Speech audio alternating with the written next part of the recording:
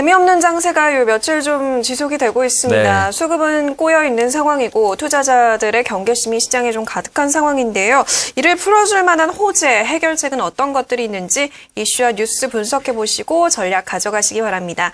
이슈의 뉴스, 오늘 장에서 화두가 될 만한 이슈 화면을 통해서 먼저 만나봅니다. 큰손 국민연금이 지난해 4분기 시가총액 상위 종목을 중심으로 매수세를 강화했던 것으로 나타났습니다. IT, 쇼핑 관련주 등 실적이 상대적으로 뛰어날 것으로 전망되는 업종과 종목에 투자를 집중했던 것으로 분석됩니다. 최근 소비자 물가가 순차적으로 인상되고 있어 서민경제에 적신호가 켜졌습니다. 우선 전기요금이 다음 주부터 평균 4% 인상 적용됩니다. 또한 소주 가격이 7에서 8% 오른 데 이어 밀가루도 8% 정도 인상됩니다. 이에 따라 밀가루가 원재료인 제빵류와 라면 등의 가격 인상도 불가피해 보입니다. 인천 영종도 일대에 외국인 전용 카지노 3개가 들어섭니다. 정부는 이르면 이달 말 이들 카지노 설립을 승인하고 앞으로 외국인 카지노를 양성, 국내 일자리 창출과 경제 활성화에 나설 계획입니다. 미국 라스베이거스에서 개막한 CES 2013에서는 TV 사업을 담당하는 삼성전자와 LG전자 임원 간의 치열한 자존심 싸움이 펼쳐졌습니다. 삼성전자가 세계 최초라는 수식어를 내걸고 OLED TV 한 대를 전격 공개하자 기다렸던 듯 LG전자가 55인치 국면 OLED TV 3대를 나란히 전시했기 때문입니다. 네, 이슈의 뉴스. 오늘은 LNS 파트너스 하창봉 팀장 나와 있습니다. 팀장님 안녕하세요. 안녕하세요. 네, 반갑습니다. 자, 시장이 어려울 때는 참고서를 봐라. 즉 외국인과 기관의 매수세가 몰리는 좀 종목을 살펴보면 시장 힌트를 좀 얻을 수 있을 것이다라는 말들이 있는데요. 팀장님, 수급적으로 기관, 그중에서도 큰손 국민연금이 사들인 종목은 어떤 것들이 있나요? 네, 말씀하신 대로 이제 뭐 국내의 큰 두 메이저는 외국인과 기관인데 기관 중에서도 가장 큰 메이저는 국민연금입니다. 그도 그런 것이 이제 기관의 성격상 사실 국민연금이었던 사는 종목은 일반 뭐 증권사라든지 보험사, 자산운용사도 같이 미러링하는 성향이 있습니다. 같이 따라간다는 거죠. 그리고 통상적으로 국민연금 자체의 어떤 자금 성격 자체가 중장기 롱텀이라는 것과 그리고 또 하나가 약간 자금의 그 집행력 자체가 상당히 강하다는 걸 보면 항상 보면 기관 쪽에서는 국민연금이 사왔던 종목에 대해서 늘 관심을 가지시는 거고 또 그러한 흐름이 실제적인 수익률 게임에 좋았다 볼 수 있겠습니다. 이번 주 확실히 이제 실적 시즌 들어가면서 종합주까지도 상당히 좀 횡보하는 흐름을 보여주고 있고요. 오늘 또 옵션 만기 이벤트도 있습니다만은 실제적으로 장이 조금 1월 첫 거래일만 반짝 방상승하고 나서 좀 지루한데 그래도 지난 4분기 동안 아무래도 이제 4분기에 국민연금이 산 섹터는 그래도 4분기 실적을 보고 사지 않겠습니까? 그 섹터를 조금 분석을 해봤더니 가장 전반적으로 봤을 때는 역시나 뭐 실적 위주로 샀던 것 같고요. 코스피 시장에서는 역시나 뭐 가장 먼저 삼성전자를 탑픽으로 많이 산 것 같습니다. 삼성전자, 뭐 LG전자, SK하이닉스, SK이노베이션 관련해서 지금 현재 수준에서도 4분기에 주가가 좋았던 수준을 좀 매수를 했던 것 같고 코스닥에서도 마찬가지인 것 같습니다. CJ 오쇼핑이라든지 인터플렉스 같은 종목을 좀 사줬는데 전반적으로 봤을 때 국민연금이 그래도 4분기에도 그리고 지금 현재 수준에서 사가 있는 섹터의 가장 큰 특징은 그래도 주가가 올랐을 때 외국인도 같이 따라올 수 있는 덩치가 크면서 실적이 되는 섹터에 좀 들어왔지 않나 보겠고요. 업종별로 조금 보니까 조금 그 내용이 조금 확인한 것 같습니다. 이 흐름을 좀 알고 계시다면 현재 수준에서 그리고 올해 어떤 실적의 어떤 가이던스를 보는데 좀 효과가 있지 않나 보겠고요. 업종별로 좀 디테일을 정리를 해봤더니 역시나 바이오, 제약, 음식료, 쇼핑주를 샀습니다. 여기서 한 가지 캐치되는 부분이 있죠. 지금 현재 수준에서 봤을 때 시장의 주도주입니다. 바이오, 제약주 마찬가지 같고요. 뭐 음식료주도 마찬가지죠. 그리고 실제적으로 CJ 홈쇼핑이라든지 GS 홈쇼핑 같은 경우가 지금 실제로 여러 가지 뭐 계절적인 날씨 문제라든지 유통규제의 어떤 사각지대 문제에서 약간 벗어나면서 상당히 좋은 흐름을 보여주는데 국민연금의 아주 독사 같은 눈빛으로 이런 것을 미리 캐치하지 않나 그렇게 좀 보겠고요. 비중을 좀 축소한 섹터가 있습니다. 역시나 오늘 그 게임 규제 때문에 많이 빠지고 있는 게임주라든지 일부 화장품 관련주였습니다. 게임주 같은 경우는 국민연금 입장에서는 사실은 원래는 9월달 정도까지 많이 들어왔었습니다. 그런데 중소형주는 사실 국민연금이 들어오더라도 상당히 단발적으로 들어왔다 싹 빠집니다. 그러다 보니까 실제적으로 게임주도 국민연금 입장에서는 하반기 접어들면서 비중을 줄였던 것 같고요. 화장품도 좀 마찬가지인 것 같습니다. 화장품 다 판 건 아니에요. 제가 보니까 일부 종목들인 것 같습니다. 현재 주가 수준에서 봤을 때 제닉이라든지 에이블 CC 같은 종목은 좀 비중을 줄였고요. 오히려 코스맥스에 대해서는 약간의 비중을 유지하는 수준으로 상당히 좀 올라갔을 때 좀 털어준 순도만 나왔지 않나 보겠습니다. 그런 과정에서 조금 종목 좀 많이 말씀을 드릴게요. 국민연금이 보통 보면 5% 룰이 있고 10% 룰이 있는데 네. 지금 5%가 올라온 종목 중에서 조금 추가 매수했던 종목이 있는데 이 종목들도 보니까 제가 그냥 콕 집어서 세 종목 정도만 말씀드리겠는데 바로 다 제약이랑 바이오네요. 네. 종근당, 동국제약, 농후바이오입니다. 그러니까 지금 제가 쭉 말씀드렸지만 역시나 4분기 이후부터 확실하게 시장에서 제약주에 대한 그 시장 트렌드가 기관 쪽에서는 계속 들어왔던 겁니다. 그런 관점에서 실제적으로 지금 5% 쪽에 갖고 있는 상태에서 조금 더 추가 매수한 것도 뭐 종근당, 동국제약, 농후바이오였다. 그런 말씀드리겠고 또 조금 더 의미 있는 것은 5%가 아니라 8%까지 늘린 섹터가 있습니다. 종목이 있는데 이걸 보니까 한미약품, 환인제약입니다. 전부 다 바이오 제약이죠. 그래서 오늘 지금 현재 쭉 제가 국민연금의 4분기 동안 매수한 종목들 좀 말씀드렸습니다만은 키워드는 아주 간단히 정리되는 것 같습니다. 시가총액 상위 종목 중에서는 삼성전자나 LG전자, 하이닉스 관련해서 약간 굵직굵직한 거 조금 배팅했고요. 실제적인 수익률 게임에서는 오히려 중대형주, 즉 제약과 바이오 쪽에서 계속 매수가 들어왔지 않나. 그것이 지금 현재 시장 트렌드에 약간 주도주로 작용하고 있지 않나 보겠습니다.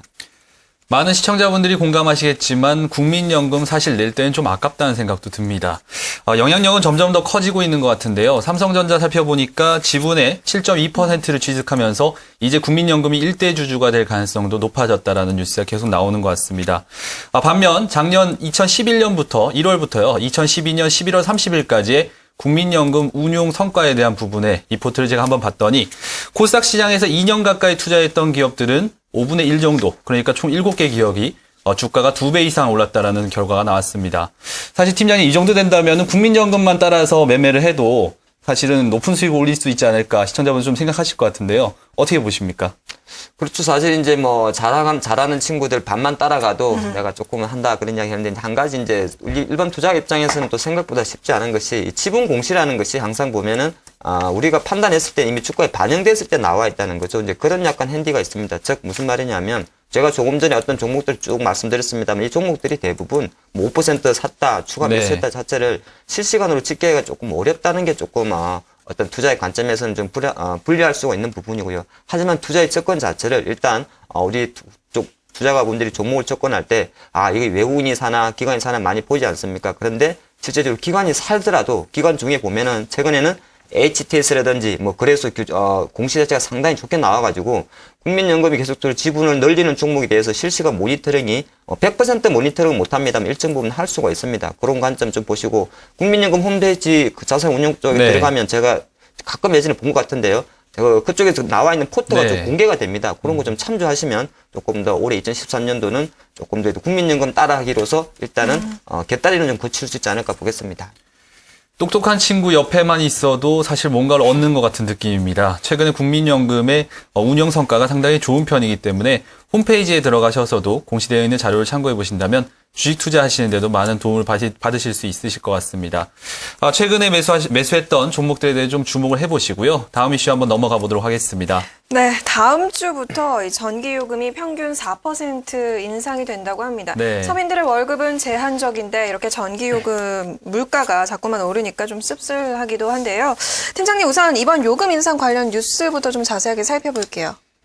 많이 씁쓸합니다. 네. 우스갯소리로 월급 빼고 다 올랐습니다. 네. 월급 빼고 다 오르고요. 뭐 대중교통 다 오르는데 뭐 어제 이제 전기요금은 저는 좀 쇼킹했지 않나 보겠습니다. 사실 그 한전이 쭉 1년 반 만에 벌써 전기요금을 5번 올렸습니다. 5번 올렸고 원래 그 지난 연말 같은 경우도 마지막 한 번 올리긴 올릴 것인데 실제로 올리게 되면은 잘하면은 이제 출범식 현재 박근혜 당선인 출범식 전에 한번 올릴 수 있을 것이다 보는 것이고 그게 아니면 하반기까지 좀 미뤄지는 점쳐지는 상황이었는데 워낙 지금 보니까 제가 타이밍적으로 올릴 수밖에 없던 상황이 올해 겨울이 너무 추워가지고 오늘도 지금 오전 제가 10시에 서울시 전국적으로 해서 비상대책 전력 훈련을 하고 있는 걸로 알고 있습니다. 아까 사이렌 한번 울렸던 것 같은데 그만큼 전력 수요가 급증하다 보니까 명분적인 측면에서 조금 더 썼지 않나 보겠습니다. 그래서 한국전력이 실제적으로 평균 4% 인상을 한다고 그럽니다. 주택용이 한 2%, 산업용이 한 4.4%, 뭐 교육용이 3.5%인데 우리 일반 가정 기준에서 봤을 때는 한 1,000원 정도 더 부과되는 것이고요. 중요한 거는 업체들입니다. 산업용이 27만 원입니다. 그래서 항상 전기요금 인상할 때는 가장 우리 실물 경기에 우리 개인 가구에도 영향을 미칩니다만 가장 결정적으로는 뭐 지방에서 어떤 뭐 축사를 한다든지 중소기업들의 데미지는 없이 클 수가 있습니다. 그래서 가끔 제가 생각해 봤는데 한국전력의 적자를 해결해 주는 건 좋고 전력 수요가 부족한 거에 대한 어떤 타겟책으로서 수지마로 전기요금 인상을 해서 한국전력이 조금 더 재무 상태가 좋아지면 조금 더 발전 설비가 늘어지는 선순환 효과는 있긴 있습니다만은 이것이 과연 서민 살리기일까에 대한 고민은 잠깐 해보겠고요.